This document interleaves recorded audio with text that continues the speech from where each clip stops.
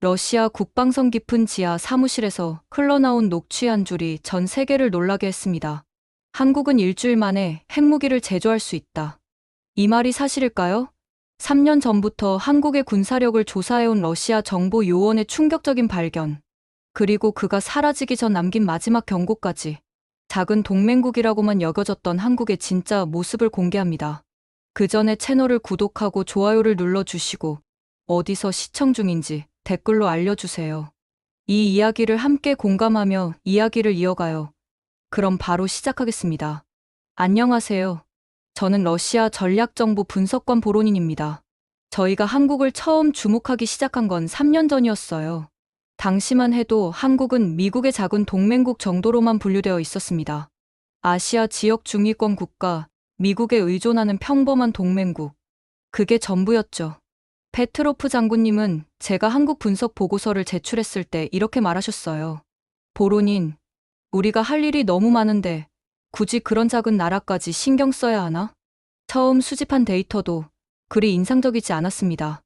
인구 5천만, 국토 10만 평방킬로미터, 러시아의 173분의 1 수준이었죠. 군사 예산도 500억 달러 정도로 미국이나 중국에 비하면 크지 않았어요. 하지만 저는 이상한 점을 발견하기 시작했습니다. 한국이 매년 국방비를 꾸준히 증가시키고 있었어요. 그것도 단순히 규모만 키우는 게 아니라 연구개발 분야에 집중적으로 투자하고 있더라고요. 특히 놀라웠던 건 한국이 핵기술 관련 인프라를 보유하고 있다는 사실이었습니다. 23기의 원자력 발전소, 농축 우라늄 기술, 그리고 무엇보다 일주일 내 핵탄두 제조가 가능한 기술력.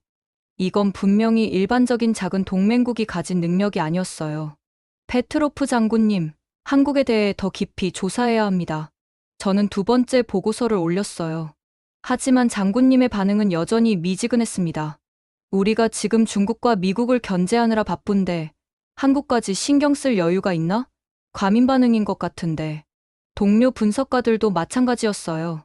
블라디미르는 서방 동맹국 하나 더 늘어난 것뿐 아냐? 하며 웃었고, 안드레이는 아직도 미군이 주둔하고 있는 나라가 얼마나 독립적일 수 있겠어? 했죠. 하지만 저는 포기할 수 없었습니다.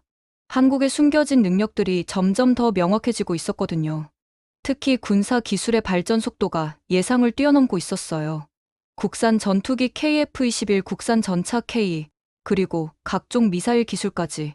이 모든 것들이 단순한 미국 의존형 동맹국의 것이라고 보기엔 너무 고도화되어 있었습니다. 한국은 겉으로는 평화로운 나라를 가장하고 있지만 실제로는 엄청난 군사력을 보유하고 있습니다. 저는 세 번째 보고서를 작성하며 이렇게 썼어요. 하지만 상부의 반응은 여전히 차가웠어요. 과도한 추측이 아닌가? 확실한 근거를 가져와라. 그때부터 저는 더욱 집요하게 한국을 연구하기 시작했습니다. 그리고 발견한 것들은 정말 놀라웠어요. 한국은 더 이상 약한 동맹국이 아니었습니다. 오히려 세계 어느 나라도 무시할 수 없는 군사력을 갖춘 숨겨진 강국이었던 거죠. 상부의 무관심과 동료들의 냉소가 계속되면서 저는 점점 고립되어 갔습니다. 한국을 연구하고 있다는 사실 자체가 직장 내에서 비웃음거리가 되기 시작했어요. 니콜라이는 복도에서 만날 때마다 아직도 그 작은 나라에 매달리고 있나? 다른 중요한 일을 해야 하는 것 아냐? 하며 손을 저었어요. 안드레이는 더 직설적이었죠. 보로닌, 자네는 한국에 대해 너무 과민 반응하는 것 같아. 그냥 평범한 미국 동맹국일 뿐이야. 가장 힘들었던 건 제 직속 상관인 페트로프 장군님의 태도였어요. 회의 시간에 제가 한국에 대한 분석을 시작하려고 하면 이제 좀 더 중요한 안건으로 넘어가자 하며 화제를 돌려버렸거든요. 어느 날은 정말 화가 났습니다. 장군님, 한국이 일주일 만에 핵무기를 만들 수 있다는 첩보를 확인했는데도 계속 무시하실 건가요? 제가 목소리를 높이자 회의실이 조용해졌어요. 보로닌, 자네 요즘 스트레스가 심한 것 같은데 휴가라도 다녀오는 게 어떻겠나? 페트로프 장군님의 말에 다른 동료들은 킥킥거리며 웃었어요. 그 순간 정말 모욕감을 느꼈습니다. 하지만 저는 포기할 수 없었어요. 매일 늦은 밤까지 사무실에 남아 한국 관련 자료를 수집하고 분석했습니다. 한국의 방산업체들이 해외에 수출하는 무기들의 성능, 한국군의 훈련 영상, 그리고 무엇보다 한국이 보유한 기술력들. 이걸 모두 우연이라고 할 수 있을까요? 저는 혼자 중얼거렸어요. 한국이 단기간에 이룬 기술적 진보는 분명히 우연이 아니었어요. 체계적이고 계획적인 개발의 결과였습니다. 동료들의 무시와 상부의 냉대가 계속되자 저는 점점 더 외로워졌어요. 점심시간에도 혼자 먹고 회식 자리에도 불러주지 않았어요. 한국병 걸린 보론인이라는 별명까지 붙었죠. 이게 끝인가? 어느 날 밤 사무실에서 저는 자문했어요. 정말 화가 나더라고요. 제가 발견한 중요한 정보들을 모두가 무시하고 있다는 사실에 분노했습니다. 그러던 어느 날 저는 중요한 결정을 내렸어요. 더 이상 상부의 승인을 기다리지 않고 독자적으로 한국에 대한 심화 조사를 진행하기로 한 거죠. 내가 직접 증명해 보겠어. 며칠 후 저는 한국군의 실제 훈련 영상을 입수했습니다. 그리고 그 영상을 분석하면서 정말 놀라운 사실을 발견했어요. 한국군의 작전 수행 능력이 예상을 훨씬 뛰어넘는 수준이었던 거죠. 이제야 알겠어요. 저는 흥분했습니다. 한국은 정말로 숨겨진 군사력을 가지고 있었어요. 그리고 이 사실을 증명할 수 있는 구체적인 자료를 손에 넣었습니다. 다음 날 아침, 저는 새로운 보고서를 들고 페트로프 장군님의 사무실로 향했어요. 이번엔 다를 거라고 생각했습니다. 하지만 또 한국 이야기인가? 장군님은 제 보고서를 받아보지도 않고 한숨을 쉬었어요. 그 순간 제 분노가 폭발했습니다. 장군님, 이번엔 다릅니다. 저는 목소리를 높였어요. 한국군의 실제 작전 수행 능력을 보여주는 영상을 입수했습니다. 그들의 대응 속도가 미군보다 빠르다는 것을 확인했어요. 페트로프 장군님은 여전히 의구심을 표했지만 제가 가져온 영상과 데이터를 보더니 눈빛이 달라지기 시작했어요. 이게 정말인가? 한국군의 합동훈련 영상에서 놀라운 장면들이 펼쳐졌습니다. 적의 공격을 감지한 후 반격까지의 시간이 단 3분. 이는 NATO 기준인 5분보다 40% 이상 빠른 수준이었어요. 더욱 놀라운 건 이런 빠른 대응이 일회성이 아니라 시스템화되어 있다는 점이었죠. 어떻게 이런 일이 가능하지? 장군님도 화면을 보며 중얼거렸어요. 그때 블라디미르와 안드레이가 사무실로 들어왔습니다. 평소처럼 저를 비웃으려던 그들도 화면을 보더니 말을 잃었어요. 보로닌, 이 영상은 어디서 구한 거야? 안드레이가 물었어요. 목소리에 이전의 조롱기는 사라져 있었죠. 저는 설명했습니다. 한국군의 K9 자주포 실전 데이터예요. 분산 배치된 자주포들이 네트워크로 연결되어 하나의 대상을 동시에 타격하는 시스템입니다. 오차 범위가 1m 이내예요. 1m? 그건 우리 최신 장비보다도. 니콜라이가 놀란 표정으로 말했어요. 더 놀라운 자료가 이어졌습니다.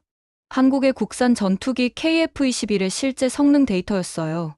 스텔스 능력, 기동성, 무장 탑재량, 모든 면에서 기존 예상을 훨씬 뛰어넘었습니다. 이건 우리가 알던 한국이 아니야.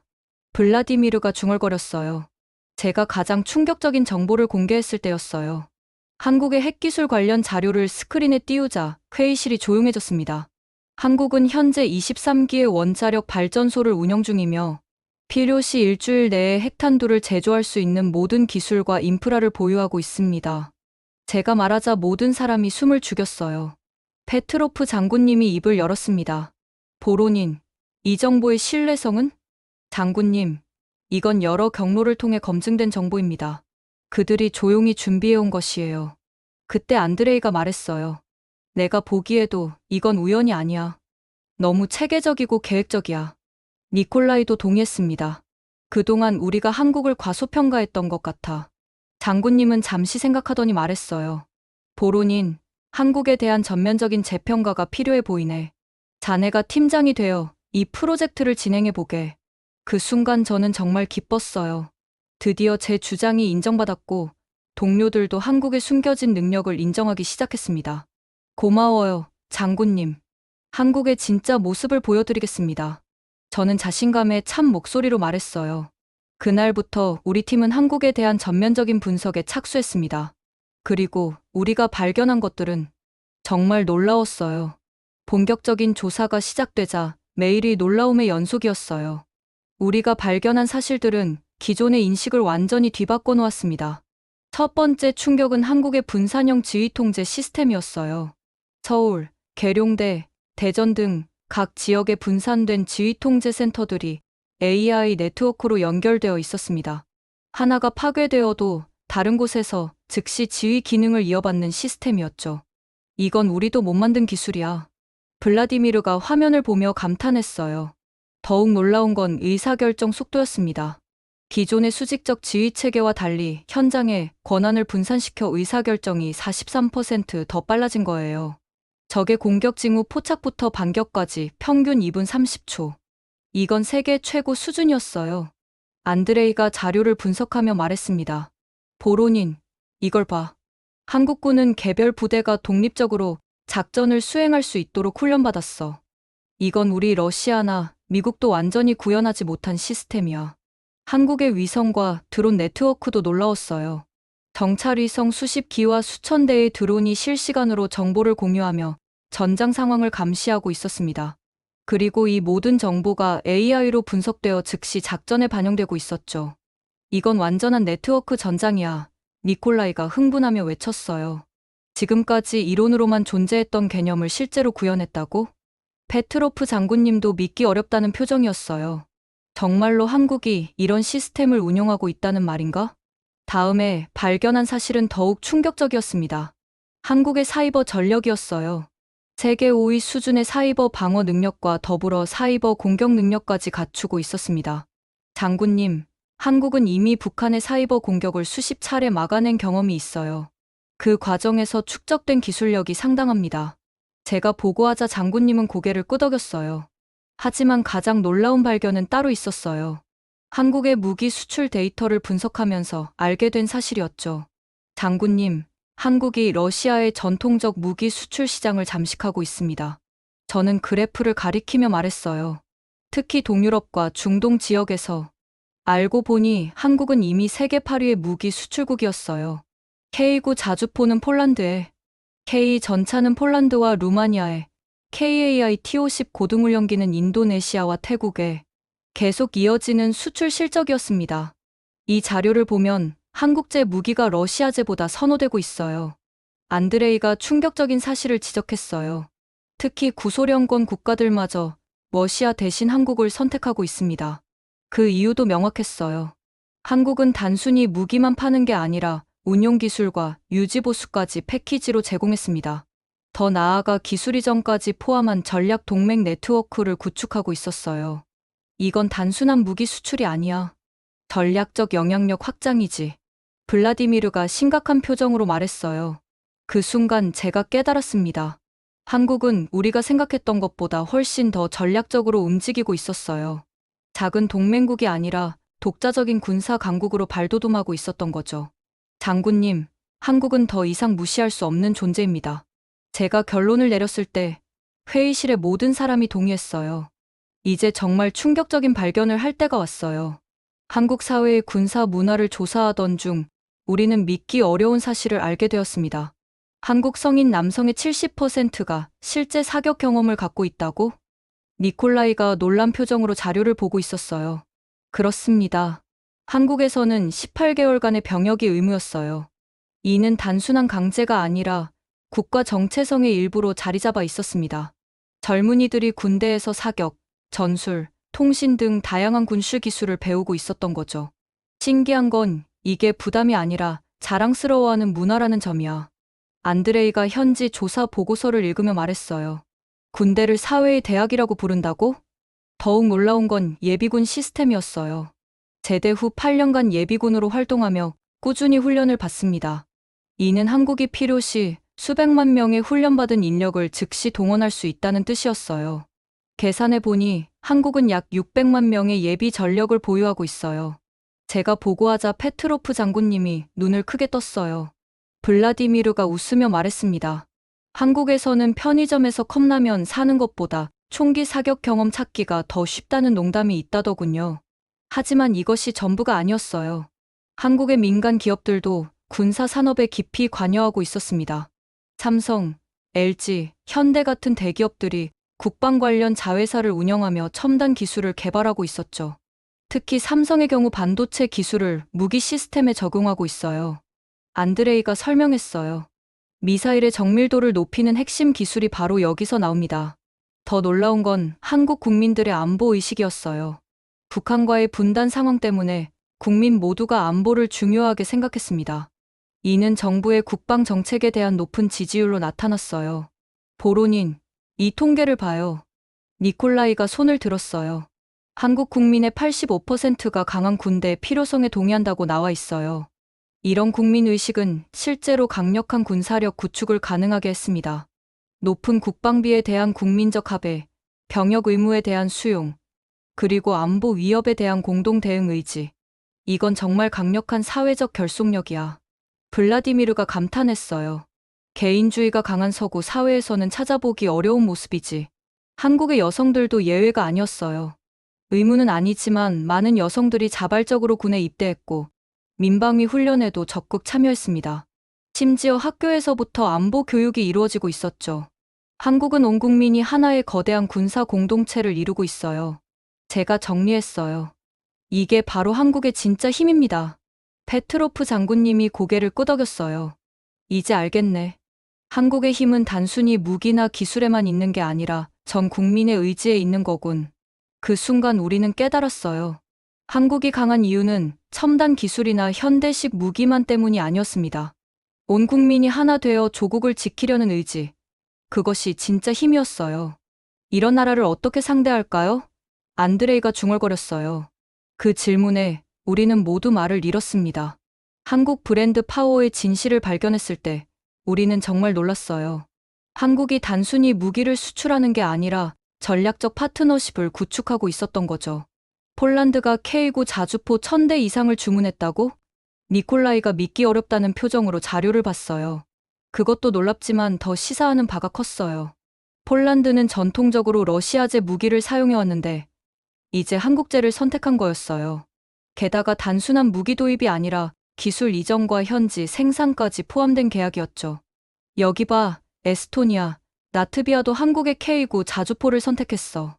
안드레이가 지도를 가리켰어요. 이 나라들도 구소련권이었는데 블라디미르가 쓴웃음을 지었어요. 우리 무기 대신 한국 무기를 선택하다니. 참 아이러니하지?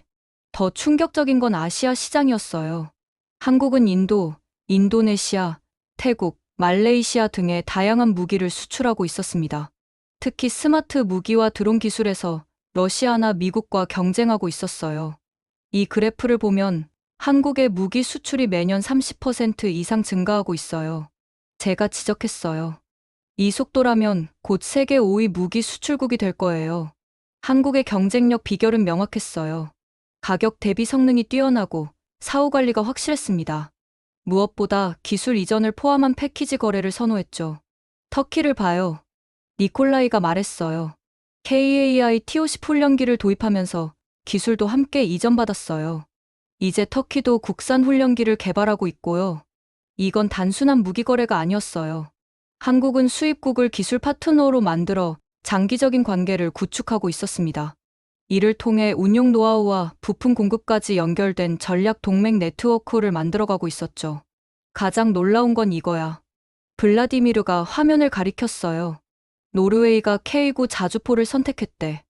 NATO 국가가 말이야. 페트로프 장군님도 놀란 표정을 감추지 못했어요. NATO 국가가 러시아나 미국 무기가 아닌 한국 무기를 선택한다고? 그 이유도 명확했어요. 한국 무기는 실전에서 검증되었습니다.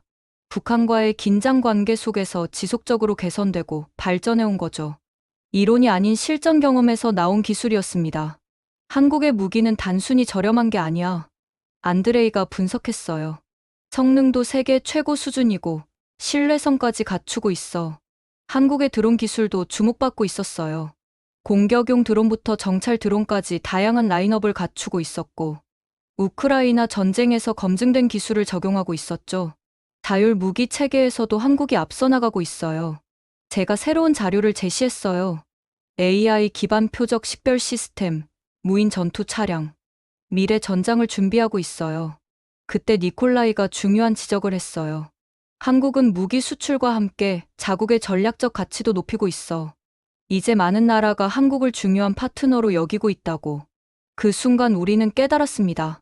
한국이 구축하고 있는 건 단순한 무기 시장이 아니었어요. 전 세계적인 안보 네트워크를 만들어가고 있었던 거죠.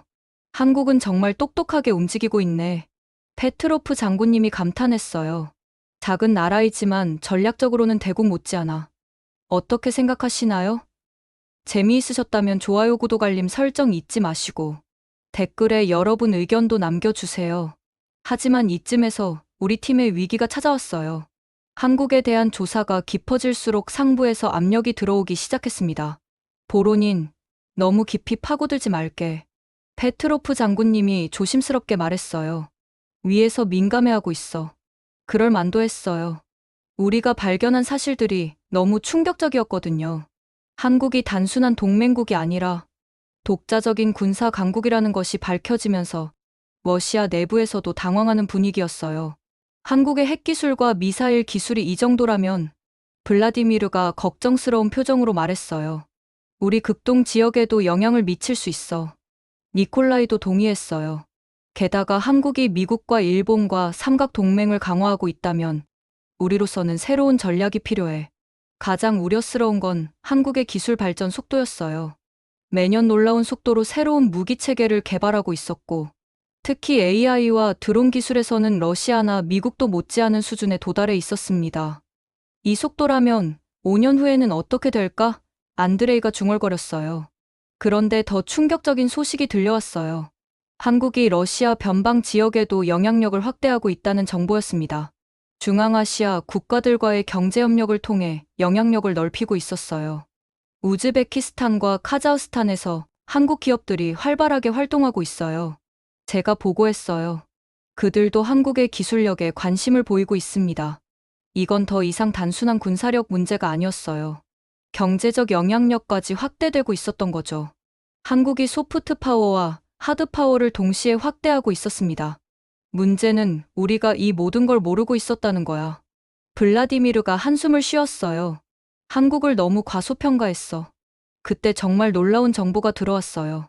한국이 비밀리에 진행하고 있는 차세대 전력체계 프로젝트에 대한 정보였습니다. 레이저 무기, 전자기 펄스 무기, 그리고 우주 기반 감시 체계까지. 이건 정말 SF 영화 같은 기술들이야. 니콜라이가 놀란 표정으로 말했어요. 하지만 이 모든 정보를 공개할 수는 없었어요. 국가기밀이었고 우리 자신의 안전도 중요했거든요. 한국의 진짜 군사력을 다 공개하는 것은 위험했어요. 그 무렵 이상한 일들이 일어나기 시작했습니다. 우리 팀원들이 하나둘 다른 부서로 발령받기 시작했어요. 먼저 안드레이가 시베리아로 발령났고 다음엔 니콜라이가 북극 기지로 떠났죠. 이건 의도적이야. 블라디미르가 제게 속삭였어요. 우리가 너무 많이 알게 됐어. 페트로프 장군님도 조심스러워하기 시작했어요.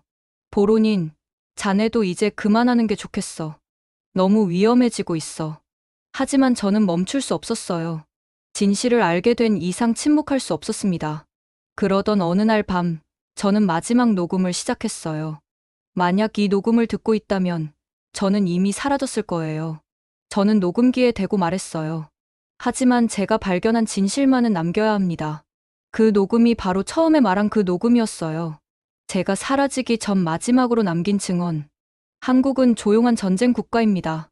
저는 조용히 말했어요. 겉으로는 평화로운 IT 강국, 문화 대국으로 알려져 있지만 실제로는 세계 어느 나라보다 강력한 군사력을 갖춘 나라예요. 블라디미르는 끝까지 제 곁을 지켜줬어요. 보론인, 정말 이렇게 해야 해? 누군가는 진실을 말해야 합니다. 저는 결연한 표정으로 말했어요. 한국의 진짜 모습을 세상이 알아야 해요. 그 후 제가 어떻게 되었는지는 여러분이 상상에 맡기겠어요.